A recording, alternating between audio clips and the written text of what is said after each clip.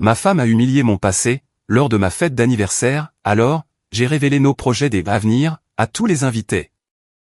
Le même public a assisté, en direct, à son choc le plus total. À l'approche de mon anniversaire, je n'avais aucune idée que ma femme me préparait une fête surprise. Je suis rentré à la maison, en m'attendant à un dîner tranquille, pour finalement découvrir notre demeure remplie d'amis, de collègues, et même de mon patron. Au début, j'ai été touché par cette délicate attention. Les décorations étaient élégantes, la nourriture était excellente, et tout le monde semblait passer un très bon moment. 2 heures après le début de la soirée, et après plusieurs verres, ma femme s'est levée, pour porter un toast. C'est à ce moment-là, que tout a basculé. J'aimerais partager quelques anecdotes, à propos du héros de la soirée, que je suis sûr, aucun de vous n'a jamais entendu, a annoncé ma femme, avec un sourire malicieux, qui aurait dû être mon tout premier avertissement. La première histoire semblait plutôt inoffensive, un souvenir embarrassant, mais innocent, de nos premiers rendez-vous. Mais ensuite, les récits ont pris une toute autre tournure. Ma femme a commencé à révéler des détails intimes, sur mes échecs passés, et mes insécurités. Elle a raconté la fois où j'ai été licencié, de mon premier emploi après l'université, la période où je croulais sous les dettes, au point de devoir emprunter de l'argent à des proches, et même l'histoire de mon projet d'entreprise raté, que je lui avais confié en secret, lors de notre première année de mariage. Et vous auriez dû voir, à quel point il était nerveux, avant son entretien au cabinet. Il s'est entraîné devant le miroir, pendant des heures, en transpirant à travers 3 chemises, a ri ma femme, ignorante ou tout simplement indifférente, au silence pesant qui venait de s'abattre sur la pièce. Mon patron s'est mis à bouger, de manière gênée, sur sa chaise. Mes collègues ont échangé des regards furtifs. Mes amis ont fixé le fond de leur verre. Et moi, j'étais assis là, sentant le sang se retirer de mon visage, alors que chaque échec privé, chaque moment de vulnérabilité, que j'avais partagé en toute confiance, était étalé au grand jour, à la vue de tous. Le pire n'était pas seulement le contenu de ces histoires, c'était le ton employé. Chaque anecdote était livrée, avec une subtile nuance de moquerie, me dépeignant comme un homme incompétent, et peu sûr de lui. La personne en qui j'avais le plus confiance, était en train de détruire, méthodiquement, la réputation professionnelle que j'avais mis des années à bâtir. Alors que le toast se poursuivait, j'ai aperçu mon patron vérifier sa montre, manifestement très mal à l'aise. 2 de mes collègues chuchotaient entre eux.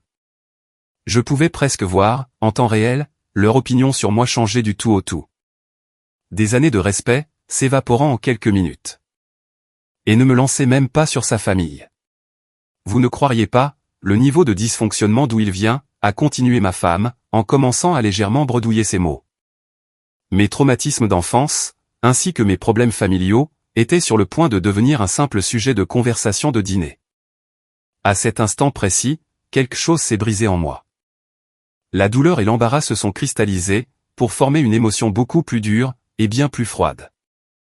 En regardant les visages de ces gens, dont j'avais gagné le respect, après des années de travail acharné, j'ai réalisé qu'il ne s'agissait pas seulement d'une blague innocente qui avait mal tourné.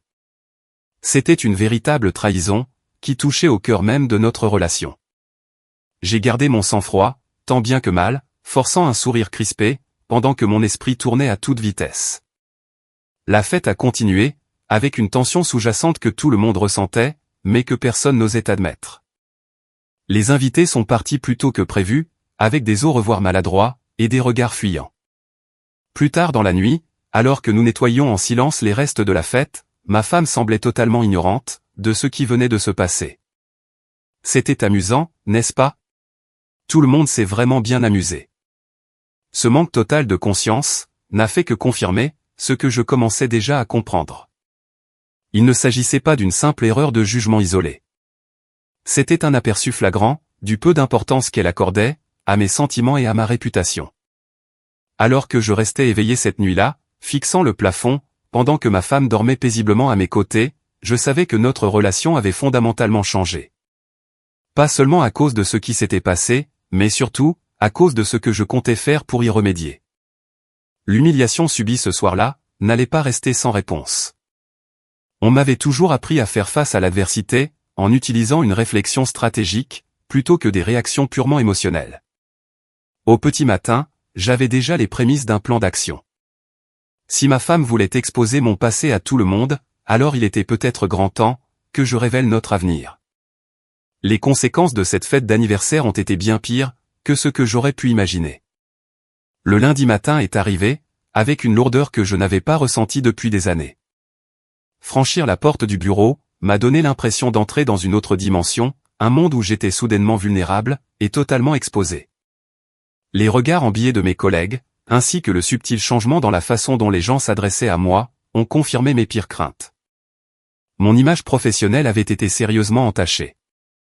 Mon patron m'a convoqué dans son bureau, vers l'heure du déjeuner. Il a essayé d'avoir l'air détendu, mais je pouvais clairement sentir son malaise, à propos de la fête de ce week-end. Il a commencé par réajuster sa cravate. « Est-ce que tout va bien, à la maison ?» L'inquiétude dans sa voix n'était pas seulement d'ordre personnel. Elle sous-entendait des doutes sérieux, quant à ma stabilité, mon jugement, et ma capacité à assumer la promotion à venir. Je lui ai assuré que tout allait très bien, qu'il ne s'agissait que d'un malentendu, mais le mal était déjà fait. Il a hoché la tête beaucoup trop vite, bien trop pressé de mettre fin à la conversation. En quittant son bureau, j'ai surpris 2 collègues, près de la fontaine à eau, changer brusquement de sujet de conversation en me voyant. Ils avaient très clairement discuté de la fête, et ils parlaient de moi. L'humiliation brûlait bien plus profondément que je ne l'aurais cru. Il ne s'agissait plus seulement de simple gêne. Il était question d'une confiance, cruellement trahie. Chaque moment de vulnérabilité, que j'avais partagé en privé, avait été transformé en arme contre moi, devant les personnes mêmes, dont j'avais le plus besoin de conserver le respect. Ce soir-là, je suis rentré chez moi, pour trouver ma femme agissant de manière tout à fait normale, comme si de rien n'était. Le dîner était prêt, de la musique jouait en fond, et elle parlait déjà de nos projets pour le week-end. Le décalage énorme, entre ma tempête intérieure, et cette façade de normalité, n'a fait qu'aggraver les choses. « Est-ce que quelqu'un au travail a parlé de la fête ?» a demandé ma femme, d'un ton désinvolte, tout en servant le repas. La question semblait assez innocente, mais quelque chose dans son ton de voix a immédiatement déclenché une sonnette d'alarme. Y avait-il une satisfaction cachée, derrière cette interrogation? Une curiosité malsaine, quant à l'étendue des dégâts causés. Non, ai-je menti, en étudiant attentivement sa réaction. J'avais besoin de temps pour digérer ce qui se passait, afin de comprendre si cet incident était isolé, ou s'il s'agissait de quelque chose de bien plus calculé. Au cours des jours suivants, j'ai commencé à prêter une attention beaucoup plus grande à nos interactions, passant en revue, dans ma tête, nos anciennes réunions sociales. Des schémas très subtils, que j'avais jusqu'alors ignorés, ont soudainement émergé, les remarques soi-disant taquines sur ma cuisine, devant nos invités à dîner, les corrections en apparence inoffensives, lorsque je racontais une anecdote, ou encore, les commentaires de type « je plaisante », concernant mes choix de carrière, en présence de nos amis. Ce que j'avais autrefois interprété, comme de simples maladresses occasionnelles, m'apparaissait désormais, comme une stratégie constante de rabaissement, en particulier lors de nos apparitions publiques. Chaque exemple était suffisamment petit pour sembler insignifiant, pris isolément, mais une fois rassemblés, ces incidents formaient un tableau très troublant. Une semaine après la fête, nous avons participé à un dîner entre amis, où quelqu'un a inévitablement mentionné ma soirée d'anniversaire. C'était tout à fait instructif, a fait remarquer un ami, avec un sourire un peu forcé. Nous avons tellement appris sur toi. J'ai observé la réaction de ma femme, avec beaucoup d'attention. Ce léger sourire, cette absence totale de gêne, ou même de regret. À cet instant précis, j'ai compris qu'il ne s'agissait pas d'une simple imprudence. Il y avait quelque chose de profondément délibéré, dans la façon dont ma réputation avait été anéantie. Cette nuit-là, je n'ai pas pu fermer l'œil. Je n'arrêtais pas de repasser en boucle, des années entières d'interaction, dans ma tête. Je réévaluais des moments précis, que j'avais auparavant mis de côté. La réalisation brutale, que ces comportements n'avaient absolument rien d'accidentel, m'a frappé de plein fouet.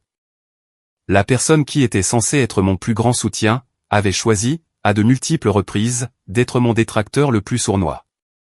Je me suis levé à 3 heures du matin, et je me suis rendu dans mon bureau.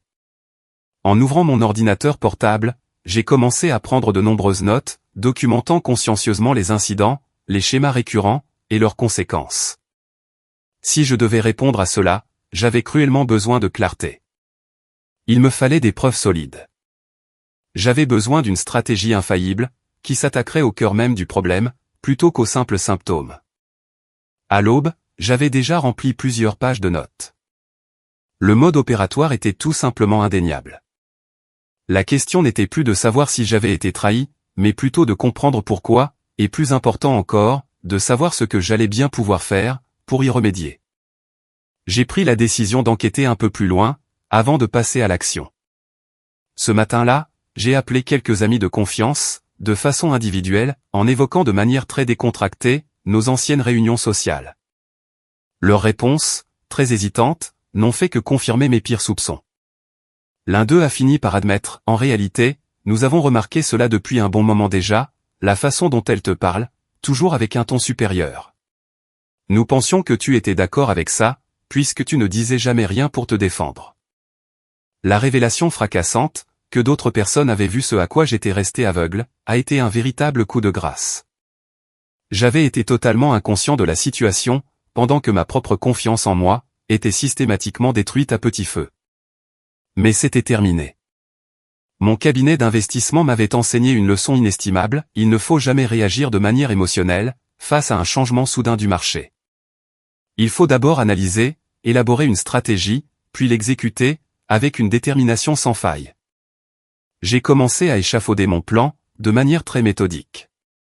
Si mon passé avait été utilisé, comme une arme contre moi, il était peut-être temps pour moi, d'utiliser notre avenir comme levier.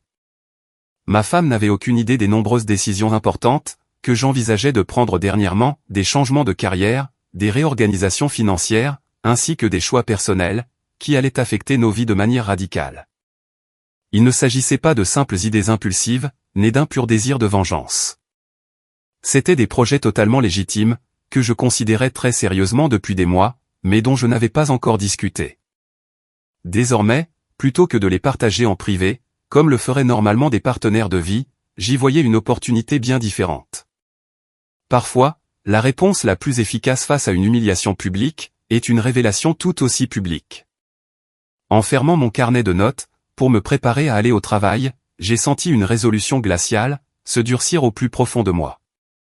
Le temps où j'acceptais le manque de respect, sans faire de bruit, était bel et bien révolu. Ma réponse ne serait ni émotionnelle, ni impulsive. Elle serait froidement calculée, parfaitement mesurée, et en fin de compte, bien plus percutante, que n'importe quelle histoire embarrassante tirée de mon passé. Au cours des 2 semaines suivantes, j'ai méticuleusement rassemblé de précieuses informations, pour solidifier mon plan d'attaque. Plutôt que de confronter ma femme de manière immédiate, j'ai décidé d'adopter une approche beaucoup plus stratégique. Me précipiter dans une confrontation émotionnelle, n'aurait fait que trahir ma position actuelle, sans pour autant résoudre le véritable problème de fond, ce manque de respect fondamental, qui était, peu à peu, devenu la pierre angulaire de notre relation amoureuse. Tout d'abord, j'avais besoin de comprendre à quel point, exactement, ce schéma d'humiliation était ancré dans notre quotidien. J'ai contacté des amis proches, de façon individuelle, en les invitant à déjeuner ou à prendre un café, sous le prétexte innocent de prendre de leurs nouvelles. Sans jamais révéler mes véritables intentions, j'ai prudemment orienté les conversations, vers d'anciennes réunions sociales, où ma femme et moi étions présents. « Tu te souviens de la fête de Noël, l'année dernière » demandai-je d'un ton faussement désinvolte. « Comment te semblaient les choses entre nous » Les réponses furent à la fois révélatrices, et terriblement cohérentes. La plupart de mes amis avaient bien remarqué ce dénigrement subtil, mais ils avaient simplement supposé, que cela faisait partie intégrante de notre dynamique de couple, et que j'étais, d'une manière ou d'une autre, d'accord avec cela. Un de mes amis d'université, s'est montré beaucoup plus direct que les autres. Honnêtement, c'était parfois vraiment très inconfortable à regarder, a-t-il admis pendant notre déjeuner. L'été dernier, lors du barbecue, tu racontais cette histoire à propos de ta promotion professionnelle, et tu n'as pas arrêté d'être interrompu, puis corrigé sur des détails mineurs, jusqu'à ce que tu finisses tout bonnement, par arrêter de parler. Nous l'avons tous remarqué, mais nous ne savions vraiment pas quoi dire. Chaque nouvelle conversation venait combler les pièces d'un immense puzzle, que je ne pensais même pas devoir résoudre un jour. Ce qui en ressortait, c'était un schéma très clair de rabaissement public, qui perdurait depuis de nombreuses années. C'était suffisamment subtil, pour que je puisse ignorer chaque incident de manière isolée, mais assez constant, pour que d'autres personnes remarquent ce comportement, bien avant moi. Cette cruelle révélation m'a fait très mal. L'image que j'avais de moi-même, celle d'une personne très observatrice et toujours stratégique, en a pris un sacré coup. Comment avais-je pu passer à côté de quelque chose d'aussi évident pour tout le monde? La réponse était simple, mais très difficile à accepter, j'avais fait confiance de manière inconditionnelle, et ce faisant, j'avais développé d'énormes angles morts. Tout en récoltant ces précieuses informations sociales, je me suis également concentré sur mes futurs projets professionnels. Depuis des mois déjà, j'étais en pourparlers avec une société d'investissement rivale, pour un poste potentiel, qui nécessiterait un déménagement dans un autre État, mais qui s'accompagnerait d'une évolution de carrière très significative. J'avais gardé toutes ces discussions strictement privées, ne voulant pas perturber nos vies respectives, avant que les choses ne soient beaucoup plus certaines. Dès lors, ces négociations se sont accélérées. J'ai eu droit à 3 réunions avec leur équipe de direction, que j'ai soigneusement programmées pendant mes heures de déjeuner, ou bien déguisées en rendez-vous clients. L'offre finale qu'ils m'ont présentée a dépassé toutes mes espérances, une rémunération bien plus élevée, des options d'achat d'actions, ainsi qu'un poste de direction, qui propulserait ma carrière vers de nouveaux sommets. De manière simultanée, j'ai consulté un conseiller financier spécialisé, pour discuter de la restructuration de nos investissements, et de nos nombreux actifs. Il ne s'agissait de rien de sournois ou de vraiment secret, mais plutôt d'organiser les choses d'une manière optimale, qui m'offrirait une flexibilité maximale, quelles que soient les décisions à venir. Je n'ai fait aucune démarche, qui ne puisse être justifiée par la simple logique, d'une planification financière prudente. J'ai également commencé à explorer le marché immobilier de la ville, où mon nouveau poste serait basé, en recueillant des informations très précises, sur les différents quartiers, les écoles, et les marchés du logement. J'ai compilé des analyses extrêmement détaillées, sur le coût de la vie sur place, les divers facteurs de qualité de vie, ainsi que les considérations liées à la transition. Tout était méticuleusement documenté, et classé dans des dossiers informatiques, auxquels ma femme n'avait jamais accès. 2 semaines et demie après cette fameuse fête d'anniversaire, j'ai enfin peaufiné mon approche globale. L'exécution se devait d'être d'une précision chirurgicale, sans jamais être guidée par la colère, ni par un simple besoin de représailles, mais au contraire, calculée pour restaurer un certain équilibre, ainsi qu'un respect mutuel. Je ne voulais pas détruire notre belle relation. Je souhaitais seulement la remettre à zéro, sur des bases beaucoup plus égalitaires. L'opportunité parfaite s'est présentée d'elle-même, lorsque ma femme a évoqué l'idée d'organiser un tout nouveau dîner à la maison. Nous devrions réinviter tout le monde, très bientôt. Les gens se sont tellement bien amusés, lors de ton anniversaire. Ce cruel manque de lucidité était toujours aussi frappant. J'ai hoché la tête, en signe d'approbation totale. Excellente idée. Que dirais-tu de samedi prochain? Nous pourrions inviter exactement le même groupe de personnes. Ma femme a semblé ravie de mon grand enthousiasme, ignorant totalement ce que j'étais en train de manigancer dans son dos. Parfait. Je commencerai à envoyer toutes les invitations, dès demain. Au fil de la semaine, j'ai parfaitement maintenu une simple apparence de normalité absolue, tout en finalisant chaque petit détail de mon plan. J'ai confirmé par écrit la fameuse offre d'emploi, en exigeant toutefois que l'annonce officielle soit retardée de quelques jours. J'ai finalisé la restructuration financière, et j'ai terminé toutes mes recherches sur le déménagement à venir. Absolument tout était désormais en place. La veille du dîner, alors que nous préparions la maison pour nos invités, ma femme m'a demandé si je pouvais acheter du vin en rentrant du travail, le lendemain soir. Prends quelque chose de vraiment spécial. Peut-être ce fameux Cabernet, que tout le monde a tant apprécié à ton anniversaire. J'ai immédiatement accepté sa proposition, sans jamais rien trahir de mes véritables intentions. Cette nuit-là, j'ai exceptionnellement bien dormi, pour une personne qui était sur le point de modifier radicalement le cours de sa propre relation amoureuse. C'était probablement parce que, pour la toute première fois depuis des semaines entières, je sentais que je reprenais enfin le contrôle total de ma propre histoire. Le matin du fameux dîner, je suis parti travailler bien plus tôt que d'habitude, utilisant ce temps supplémentaire pour revoir mes notes une toute dernière fois et répéter mentalement tout ce que j'allais dire. Il ne s'agissait en aucun cas d'humilier ma femme de la même manière que je l'avais été. Il s'agissait avant tout de récupérer mon immense dignité et de poser des limites fermes qui auraient dû exister depuis le tout début. Assis en plein cœur de mon bureau, en regardant la majestueuse ligne d'horizon de la ville se dessiner au loin, j'ai ressenti un sentiment de calme très inhabituel. Certains pourraient considérer ce que je préparais comme étant purement excessif, ou beaucoup trop dramatique. Mais ces mêmes personnes n'avaient jamais été à ma place, ressentant leur réputation professionnelle et personnelle être délibérément démantelée par la seule personne au monde qui aurait dû être leur plus grand défenseur. Vers 17 heures, j'avais déjà acheté le vin demandé, et je me dirigeais tout droit vers notre domicile. Le dîner devait commencer, de manière officielle, à 19h tapante. Dans seulement quelques petites heures, la dynamique entière de notre couple allait changer de façon permanente. Non pas à travers des accusations remplies de colère, ou des confrontations beaucoup trop houleuses, mais plutôt grâce à une révélation méticuleusement orchestrée, qui rendrait une chose absolument incontestable, le manque de respect, entraîne toujours de très lourdes conséquences. En garant ma voiture dans notre allée, j'ai pris une très longue et profonde inspiration, tout en me rappelant avec force mon objectif principal. Il ne s'agissait absolument pas de vengeance pure et simple. Il était question de la restauration totale de ma dignité, de mon libre arbitre, et avec un peu de chance, d'une relation amoureuse désormais fondée sur un véritable respect mutuel, plutôt que sur une domination extrêmement subtile.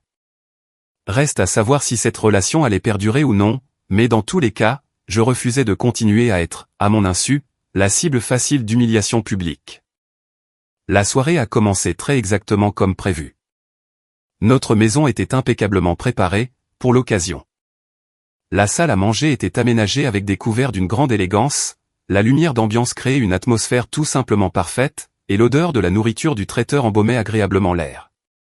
J'avais lourdement insisté pour faire appel à un service de traiteur, plutôt que de cuisiner nous-mêmes, en expliquant à ma femme que nous devions tous les deux être totalement libres de profiter de nos invités. La vraie raison derrière cela, c'était que j'avais terriblement besoin de me concentrer exclusivement sur mon timing, et sur la bonne exécution de mon plan. Les invités sont arrivés par paires, formant ainsi le même groupe de personnes, qui étaient présents à ma fête d'anniversaire. Mon patron et sa femme sont arrivés en premier, suivis de très près par 3 couples de collègues de travail, et par 2 de nos amis communs. J'ai accueilli chacune de ces personnes de manière très chaleureuse, jouant à la perfection mon rôle d'hôte confiant, sans rien laisser paraître de mes intentions secrètes. Ma femme se déplaçait avec une grâce habituelle à travers la pièce, remplissant les verres de vin vides, et facilitant les diverses conversations. J'ai parfaitement remarqué les regards discrets que s'échangeaient nos convives, témoignant de leur conscience muette, de ce qui s'était passé lors de notre précédent rassemblement. Ils restaient très prudents, s'attendant peut-être à une toute nouvelle scène inconfortable. Ils étaient loin de se douter que, ce soir-là, il y aurait effectivement une révélation choc, mais pas du tout du genre qu'ils imaginaient. Le dîner s'est déroulé de manière très fluide, pendant toute la durée de la première assiette. J'ai participé activement aux différentes conversations, j'ai ri aux moments les plus opportuns, et j'ai fermement maintenu cette fameuse façade de normalité absolue. Ma femme semblait particulièrement satisfaite de la bonne tournure que prenait cette soirée, touchant occasionnellement mon épaule ou mon bras, dans des démonstrations d'affection qui, désormais, sonnaient totalement creux pour moi. Pendant le plat principal, mon patron a évoqué une situation client assez compliquée au bureau, m'offrant ainsi sur un plateau d'argent, l'ouverture parfaite que j'attendais tant. En parlant de situation compliquée, ai-je dit, d'une voix qui se voulait conversationnelle, mais avec suffisamment d'assurance, pour attirer l'attention de l'assemblée. Je comptais justement partager une grande nouvelle, avec vous tous ce soir. Ma femme m'a regardé, avec une légère curiosité dans les yeux, ignorant totalement ce qui se préparait. Le silence s'est fait tout autour de la table, tous les regards se tournant brusquement vers moi. J'ai énormément réfléchi depuis mon anniversaire, ai-je continué de la manière la plus calme possible, tout en maintenant un contact visuel soutenu, avec mes différents convives.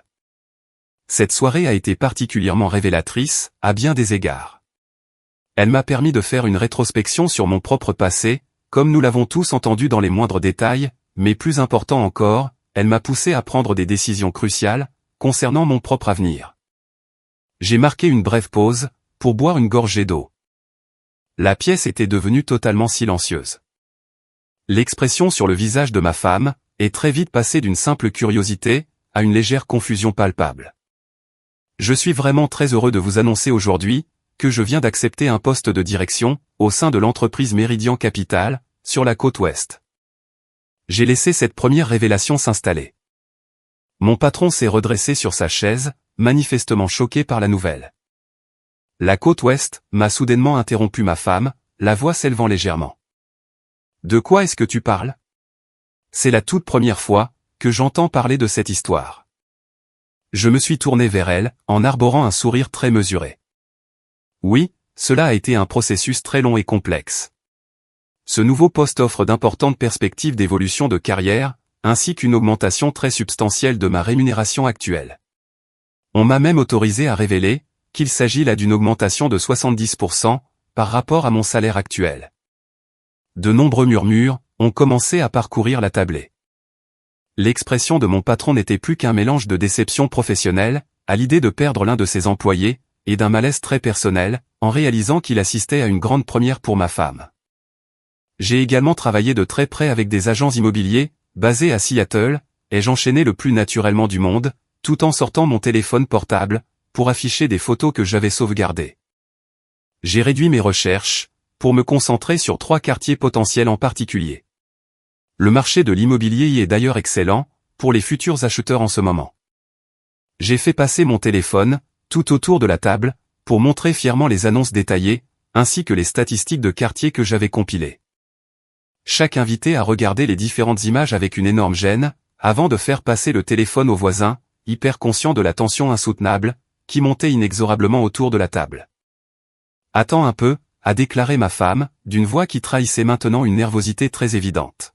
« Tu as cherché des maisons sans même me le dire ? Sans en discuter une seule seconde avec moi. J'ai simplement rassemblé des informations utiles, afin de te présenter toutes les options possibles, ai-je clarifié très calmement. Je suis simplement minutieux, de la même manière que je l'ai été, en recherchant les meilleures stratégies d'investissement pour notre transition. Je me suis alors tourné vers l'un de mes collègues, qui travaillait dans la planification financière. Mon collègue a hoché la tête, avec un profond malaise, souhaitant manifestement se trouver très loin d'ici. Le visage de ma femme s'était quant à lui entièrement vidé de ses couleurs, et ses doigts agrippaient fermement le rebord de la table. Et le timing de tout cela ne pourrait pas être plus parfait, ai-je ajouté avec enthousiasme, en me retournant pour m'adresser de nouveau à l'ensemble de la table. L'ensemble du forfait de déménagement qu'ils me proposent est purement et simplement exceptionnel. Ils prendront en charge l'intégralité des frais de déménagement, ils fourniront également un logement temporaire pendant les 3 premiers mois, et ils nous aideront même à vendre notre maison actuelle. Notre maison, a répété ma femme, d'une voix qui dépassait à peine le murmure. Tu as l'intention de vendre notre maison. C'est effectivement l'une des nombreuses possibilités que j'ai explorées, ai-je répondu, d'un ton très posé. J'ai préparé des analyses ultra détaillées, pour chacune des options envisageables. La tension silencieuse, dans l'ensemble de la pièce, était devenue presque palpable. Nos invités étaient tristement pris au piège, dans la position très inconfortable d'assister à un échange houleux, qui aurait dû rester une simple conversation privée. Pourtant, n'était-ce pas exactement la même chose, qui s'était produite lors de ma fête d'anniversaire? Des affaires d'ordre strictement privé, rendues complètement publiques. J'ai également eu de longues discussions avec un avocat, afin de trouver le moyen le plus efficace de gérer la transition de nos biens, ai-je continué, sans jamais me départir de mon calme absolu. Il y a plusieurs approches que nous pourrions facilement adopter, en fonction de nos objectifs d'avenir respectifs. Le sous-entendu, lourd de sens, planait dans l'air. Personne n'a ignoré ce que l'expression « transition de nos biens » pouvait signifier dans un tel contexte. Ma femme a soudainement repoussé sa chaise, en se reculant brusquement de table. « Est-ce que je peux te parler dans la cuisine, s'il te plaît ? » Tout de suite. J'ai hoché la tête, en jetant un regard d'excuse à l'ensemble de nos invités. « S'il vous plaît, continuez à profiter de votre délicieux repas. Nous n'en aurons que pour un petit instant. » Alors que nous nous dirigions très calmement vers la cuisine, j'ai pu entendre le murmure inconfortable des conversations, reprendre timidement derrière nous. Les rôles étaient désormais totalement inversés. C'était maintenant au tour de ma femme, de subir l'exposition publique, de ses affaires les plus intimes. Sentant le lourd poids des regards extérieurs, même dans l'intimité de la cuisine, éloignée de nos convives, mais toujours à portée de voix en cas de cri, ma femme m'a immédiatement confronté. « Mais qu'est-ce que tu es en train de faire, bon sang ?» Les mots franchissaient douloureusement ses dents serrées. « Pourquoi est-ce que j'entends parler de tout cela pour la première fois, juste devant toutes les personnes que nous connaissons ?» J'ai gardé mon plus grand sang-froid, en m'appuyant très nonchalamment contre le plan de travail. Je partage simplement nos projets d'avenir. N'est-ce pas ce que font les partenaires dans un couple? Ils partagent des choses entre eux, n'est-ce pas? Pas de cette manière-là. Sûrement pas devant tout ce monde. C'est vraiment très intéressant, ai-je rétorqué du tac au tac. La réalisation de son erreur s'est très lentement dessinée, sur le visage de ma femme, le lien indéniable entre l'humiliation publique de mon anniversaire, et toutes ces choquantes révélations de ce soir. Mais nous n'étions qu'à la moitié de notre grand dîner, et je n'avais pas encore totalement terminé. Le plat principal de mes révélations était encore à venir. Nous sommes tranquillement retournés à la table, avec des sourires de circonstance, bien que la grande tension entre nous deux fût toujours aussi palpable pour nos invités. Ces derniers se sont d'ailleurs mis à bouger très inconfortablement sur leurs chaises, tentant par tous les moyens d'entamer une petite conversation de courtoisie, qui s'est très vite transformée en un lourd silence, des plus gênants. Les serveurs du traiteur ont très vite apporté le dessert de la soirée, une élégante tarte au chocolat qui, dans des circonstances tout à fait normales, aurait immédiatement suscité l'admiration de tous. Mais ce soir-là, le dessert n'a suscité quasiment aucune réaction. Comme je le disais juste avant notre très bref intermède, ai-je repris avec une assurance déconcertante, cette transition offre d'intéressantes opportunités. Je me suis alors tourné vers mon patron qui, visiblement, avait le plus grand mal à conserver son calme professionnel habituel. Je tenais tout particulièrement à vous remercier, pour tout ce que vous m'avez appris, tout au long de ces années. Cette expérience a été inestimable. Il a hoché la tête, avec une certaine raideur. Vos contributions à l'équipe, nous manqueront très certainement. Ma femme était assise, complètement figée à mes côtés, les yeux rivés sur son dessert intact, les jointures complètement blanches autour de la tige, de son verre de vin. Je pouvais très distinctement sentir qu'elle réalisait peu à peu, tout ce qui était en train de se tramer, que tout cela était parfaitement calculé, et non pas impulsif, qu'il s'agissait d'une réponse, et non d'une attaque. Il y a d'autres choses encore, que je souhaite partager avec vous, ai-je déclaré, attirant ainsi de nouveau toute l'attention de l'Assemblée vers moi. Le nouveau poste chez Meridian Capital est assorti d'une condition des plus intéressantes, que j'ai bien sûr acceptée. Le plus grand des silences, s'est à nouveau emparé de la pièce. Même ma propre femme a levé les yeux vers moi, avec un mélange évident, de peur et d'incrédulité. Ils sont actuellement en train de développer leur division internationale, en se concentrant tout particulièrement, sur les marchés émergents en Asie du Sud-Est.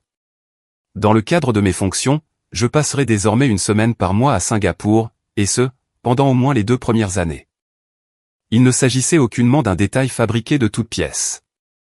L'offre incluait bel et bien des voyages internationaux, même si cela m'avait été présenté comme une option, et non pas comme une exigence.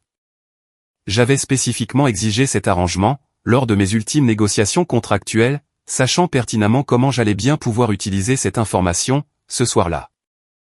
Singapour, c'est enfin décidé à parler ma femme, la voix complètement crispée. Des voyages mensuels à Singapour? À quel moment précis comptais-tu me faire part de tout cela? Je me suis retourné vers elle, en affichant une expression, pleine d'une légère surprise. Je supposais pourtant, que tu trouverais tout cela passionnant. Tu as toujours dit que tu voulais voyager davantage. En fait, ai-je repris avec assurance, en m'adressant cette fois-ci à l'ensemble de la table, le poste inclut même l'option, de pouvoir permettre à ma famille de m'accompagner, lors de mes voyages trimestriels. Le tout, avec absolument toutes les dépenses couvertes par le cabinet.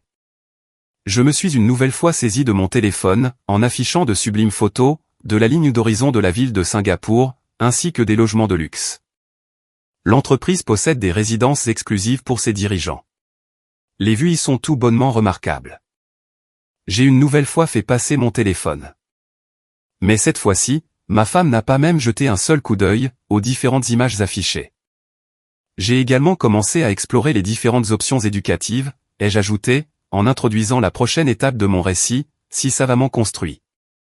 Le moment du déménagement s'alignerait à la perfection avec le calendrier académique, limitant ainsi les perturbations. Cette déclaration était porteuse de conséquences très importantes, concernant la planification de notre future famille, un sujet dont nous avions déjà discuté en privé, mais sur lequel nous avions des points de vue différents. Ma femme s'était toujours montrée très hésitante, quant à l'idée d'avoir des enfants, tandis que pour ma part, j'étais beaucoup plus ouvert à cette éventualité. Ainsi, et en évoquant publiquement des considérations d'ordre éducatif, je signalais à tous, une décision concernant une question très profondément personnelle, de la même manière exacte, que mes propres échecs privés avaient été exposés, lors de mon anniversaire. Les options éducatives, m'a coupé ma femme, dont la voix était à présent à peine contenue. Est-ce que tu es en train de parler d'enfants? Es-tu sérieusement en train de discuter de nos décisions en matière de planification familiale, avec nos invités à dîner? J'ai tout simplement gardé mon expression si calme et posée. Je ne fais que partager nos projets d'avenir. N'est-ce pas ce que font les couples? Partager leur aventure avec leurs amis? Le parallèle incontestable avec les remarques de la fête d'anniversaire était désormais impossible à nier. Plusieurs convives ont d'ailleurs ostensiblement grimacé, la connexion étant devenue si évidente, aux yeux de tout le monde. Il y a un tout dernier élément de cette transition, dont j'aimerais discuter, ai-je dit avec insistance, en déposant délibérément ma fourchette à dessert. Il s'agirait de l'ultime étape décisive, la révélation finale, qui achèverait la symétrie de nos expositions publiques. Le sous-entendu planait lourdement dans l'air. Personne ne bougeait plus. Ma femme me fixait intensément, et un mélange complexe d'émotions traversait son visage si familier, de la colère, de la peur, et enfin, une compréhension naissante. La confiance et le respect mutuel constituent les fondations de tout partenariat significatif, ai-je continué, en regardant ma femme droit dans les yeux. Maintenant, lorsque ces éléments sont compromis, tout ce qui est construit autour d'eux devient instable. J'ai alors marqué une nouvelle pause calculée, pour permettre au poids de mes mots de s'installer autour de la table. J'ai consulté un thérapeute, afin d'apprendre à gérer ce genre de changement majeur, ai-je déclaré, en introduisant un élément qui était en réalité vrai. J'avais effectivement parlé avec un professionnel, bien qu'en réalité, ce fut principalement pour traiter de la cruelle trahison que je venais de subir. Ils m'ont fourni de très précieux conseils, sur la façon de reconnaître les schémas dans les relations, et l'importance d'établir des dynamiques plus saines, pour l'avenir. Cette référence à la thérapie, généralement d'ordre privé, achevait parfaitement mon parallèle, avec mon humiliation d'anniversaire. Tout comme mes échecs du passé avaient été exposés, je signalais à mon tour, de manière publique, des problèmes dans notre relation, suffisamment graves pour nécessiter l'aide d'un professionnel. Je crois que nous arrivons tous à un point dans nos vies, où nous devons faire des choix difficiles, concernant notre avenir, ai-je affirmé, en observant tour à tour chacun de mes convives. Ce déménagement représente l'un de ces moments décisifs pour moi. Pour nous, ai-je ajouté, en adressant un regard vers ma femme. Le silence qui s'en est suivi, a été purement assourdissant. Plusieurs invités fixaient intensément leur assiette. D'autres échangeaient de très nombreux regards inconfortables. Mon patron regardait sa montre de manière ostensible. Eh bien, a finalement lâché l'une de mes amies, en forçant très clairement son enthousiasme. Cette soirée a été particulièrement instructive. Cette litote a soudainement relâché un peu la tension. Quelques petits rires nerveux ont circulé autour de la table. Peut-être devrions-nous en rester là pour ce soir, a gentiment proposé une autre invitée, en commençant déjà à repousser sa chaise. Il se fait tard, et vous avez clairement beaucoup de choses à vous dire tous les deux. L'exode massif qui a suivi s'est déroulé de manière extrêmement brutale et maladroite. Les invités ont rapidement bredouillé des excuses précipitées, tout en rassemblant leurs affaires à la hâte. Mon patron m'a chaleureusement serré la main, en marmonnant quelque chose à propos de lundi, avant de prendre la fuite. En moins d'un quart d'heure à peine, l'ensemble de notre maison s'est retrouvé vidé de ses visiteurs, ne nous laissant désormais plus que tous les deux, entourés de desserts entamés, et de verres de vin abandonnés.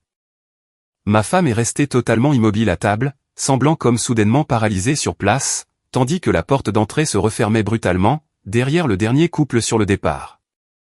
Lorsque nous fûmes enfin seuls, la façade des faux-semblants s'est alors totalement effondrée. La colère maîtrisée, et l'extrême politesse de rigueur, ont instantanément disparu, pour faire place à l'émotion brute. Comment as-tu pu faire ça? Les mots franchissaient ses lèvres, à peine au-dessus d'un murmure.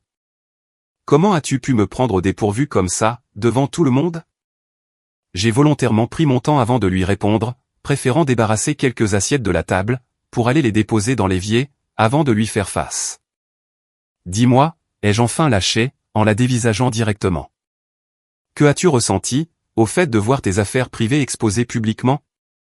De voir des décisions concernant ton propre avenir, annoncées sans ton avis ni ton consentement? D'être dépouillé de ta propre dignité, pendant que les autres te regardaient faire? La réalisation s'est soudainement mise à briller dans ses yeux, la compréhension du fait, que toute cette soirée, avait été délibérément conçue, comme le reflet exact de mon humiliation d'anniversaire. Mais par-dessus tout, la compréhension intime, que toute cette vengeance n'était, en réalité, pas si mesquine. Qu'il s'agissait d'une démonstration calculée, d'un problème fondamental de notre relation, exécuté avec une précision chirurgicale, plutôt qu'avec émotion. Tout ça, c'était à cause de mon toast d'anniversaire, s'est-elle exclamée, sous le coup de l'incrédulité. Tu as fait tout ça, uniquement à cause de quelques histoires? Non, lui ai-je rétorqué calmement. Je l'ai fait car tu as révélé quelque chose de très important lors de cette fête, quelque chose que j'avais terriblement besoin de voir clairement. Tu m'as très exactement montré l'ampleur du respect que tu portes à ma personne, à ma vie privée, et à ma dignité. Ce soir, je me suis simplement contenté de te rendre l'appareil. La nuit des révélations a véritablement marqué un tournant décisif dans notre relation. Après le départ de nos convives, nous avons eu la conversation la plus honnête de tout notre mariage, et qui a d'ailleurs continué, jusqu'aux premières lueurs du jour. Il y a eu de la colère, il y a eu des larmes, et il y a eu ces vérités inconfortables, qu'aucun de nous ne pouvait plus ignorer. Je n'ai jamais eu l'intention de te blesser, m'a-t-elle rassuré, en faisant les 100 pas dans le salon, à l'approche de l'aube. Ces histoires lors de ton anniversaire, c'était juste censé être drôle. Je n'avais pas pensé que... Et c'est très exactement ça, le problème, les jeux brutalement interrompus. Tu n'as jamais pensé, à la façon dont cela m'affecterait, professionnellement ou personnellement.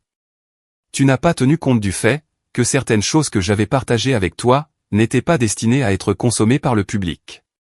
Tu ne t'es pas arrêté pour te demander, ce que ça ferait si nos rôles étaient inversés. Le lourd silence qui a suivi, contenait la toute première réflexion véritable, que j'avais vue de sa part, depuis cette fête d'anniversaire. Ce soir n'était pas seulement une question de vengeance, ai-je continué, la voix assurée. Des années? L'incrédulité dans cette question, en disait long. Mais de quoi parles-tu? J'ai alors récupéré mon carnet de notes, et je lui ai partagé le schéma documenté, des exemples spécifiques, des dates, des témoins. Les preuves étaient substantielles, et tout simplement irréfutables. Et tandis que je les lui exposais de manière si méthodique, je les regardais se rendre compte, brutalement, de la vérité. Je n'avais jamais vu les choses sous cet angle-là, a-t-elle fini par admettre, avec la plus petite voix que je n'ai jamais entendue de sa part. Je sais bien, et c'est aussi une grande part du problème, ai-je rétorqué. La question est maintenant de savoir, si nous sommes capables d'aller de l'avant, à partir d'ici. Cette question est restée suspendue entre nous deux, alors que la lumière du matin, commençait doucement à filtrer à travers nos fenêtres. Nous étions totalement épuisés, émotionnellement vidés de toute force, mais d'une certaine manière, nous étions bien plus présents l'un pour l'autre, que nous ne l'avions été depuis des années. Est-ce que c'est la vérité? A tendrement demandé ma femme. À propos de l'offre d'emploi, et du grand déménagement? Tout? Oui, ai-je confirmé sans hésiter. L'offre est bien réelle. Je suis en pourparlers avec eux, depuis des mois déjà. Le poste correspond en tout point, à ce que j'ai décrit. Et qu'en est-il de nous? Est-ce que cette partie-là, était réelle aussi? Les commentaires sur le fait de suivre une thérapie, les implications concernant notre avenir? J'ai pris une profonde et grande inspiration, avant de lui répondre. J'ai effectivement consulté un thérapeute, bien que ce soit principalement, pour traiter ce qui s'est passé à la fête d'anniversaire. Quant à notre avenir commun, il dépendra surtout, de ce qui se passera ensuite. Les semaines qui ont suivi, ont été particulièrement compliquées. Au travail, mon patron m'a convoqué pour une réunion privée, au cours de laquelle j'ai pu confirmer mon intention absolue de partir pour Méridian Capital. Il s'est montré très professionnel, mais clairement déçu à la fois de me perdre, et d'avoir assisté à notre drame personnel. Pour ce que ça vaut, a-t-il déclaré, alors que notre réunion touchait à sa fin, ce qui s'est passé à votre fête d'anniversaire, n'a strictement rien changé à mon évaluation professionnelle vous concernant. Mais la façon dont vous avez géré la situation par la suite, ça a en réalité, considérablement augmenté mon estime, quant à vos capacités. Avec mes collègues, il y a d'abord eu quelques interactions assez gênantes, mais celles-ci se sont progressivement normalisées, à mesure que les gens digéraient ce dont ils avaient été témoins. S'il y a bien eu un changement notable, c'était le nouveau respect dans la façon dont ils s'adressaient à moi, la reconnaissance flagrante, que je n'étais pas quelqu'un que l'on pouvait bousculer, ou rabaisser. À la maison, nous sommes entrés dans une période de réévaluation prudente. Notre communication est devenue beaucoup plus délibérée, plus réfléchie. Ma femme a commencé à consulter un thérapeute de manière individuelle, travaillant en profondeur sur ces schémas toxiques, qui s'étaient insidieusement ancrés dans notre relation. Je n'avais jamais réalisé, à quel point je le faisais souvent, a doucement avoué ma femme, lors d'une conversation particulièrement difficile. C'était devenu une habitude, de faire rire à tes dépens, de me mettre en valeur, en te rabaissant subtilement. Je suis vraiment désolé. Ces excuses, contrairement aux précédentes, avaient un poids très réel, car elles démontraient une compréhension sincère de son comportement, et pas seulement le regret d'un simple incident isolé. Quant à l'offre d'emploi, j'ai négocié un report de 6 mois pour ma date d'entrée en fonction, nous donnant ainsi le temps nécessaire, pour déterminer si notre relation pouvait être reconstruite, sur des bases de respect mutuel. L'entreprise s'est montrée très conciliante, reconnaissant la valeur que j'apporterais, lorsque je les rejoindrai enfin. Au cours de ces mois, nous avons mis en place de nouveaux modes d'interaction. Dès que l'un de nous retombait dans ses vieilles habitudes, mon acceptation passive, ou le dénigrement subtil de ma femme, nous le signalions immédiatement. Nous nous sommes efforcés de nous parler mutuellement, avec le même respect que nous aurions accordé à un collègue ou un ami précieux. 3 mois après le dîner, nous avons pris une décision finale, concernant notre avenir. Après mûre réflexion, et de longues conversations avec nos thérapeutes, que ce soit individuellement ou en couple, nous avons choisi d'avancer ensemble, mais avec des changements significatifs. J'ai officiellement accepté le poste chez Meridian Capital, et nous avons déménagé ensemble à Seattle. Ce déménagement représentait, en soi, un véritable nouveau départ, une nouvelle ville, de nouveaux cercles sociaux, et plus important encore, de nouveaux comportements. Nous avons établi des limites extrêmement claires, sur ce qui relevait de notre vie privée, et ce qui pouvait être partagé avec les autres. La transition n'a pas été parfaite. Nos vieilles habitudes refaisaient parfois surface, exigeant une correction immédiate. Il y a eu des moments de doute, des remises en question, pour savoir si nous pouvions vraiment modifier des schémas ancrés depuis tant d'années. Mais à chaque mois qui passait, nos nouvelles fondations devenaient de plus en plus solides. Ce qui m'a le plus surpris, c'est la façon dont cet incident a transformé, non seulement notre relation, mais aussi mon approche face à tous les autres aspects de ma vie.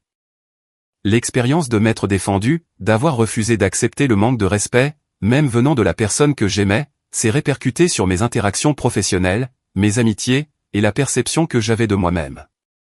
Chez Meridian Capital, je me suis très vite imposé comme une personne qui force le respect. Mes limites étaient claires, ma confiance en moi, évidente. Ce rôle de leader m'allait bien mieux que je ne l'avais imaginé, peut-être parce que je ne m'auto-sabotais plus, en acceptant le dénigrement subtil de la part des autres.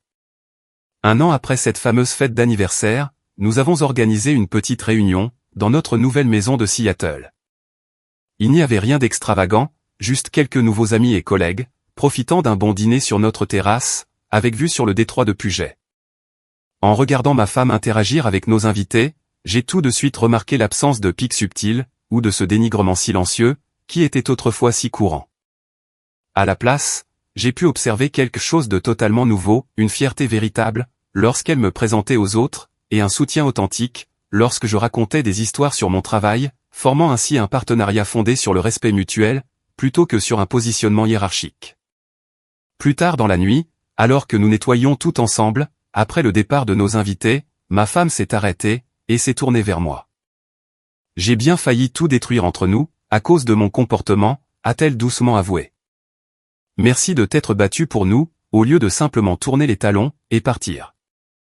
Je me suis d'abord battu pour ma propre dignité, ai-je répondu, en toute honnêteté. Le reste a tout simplement suivi. C'était une vérité très simple, qui contenait pourtant l'essence même, de tout ce que j'avais appris. Le respect de soi est la fondation absolument nécessaire, de toute relation saine.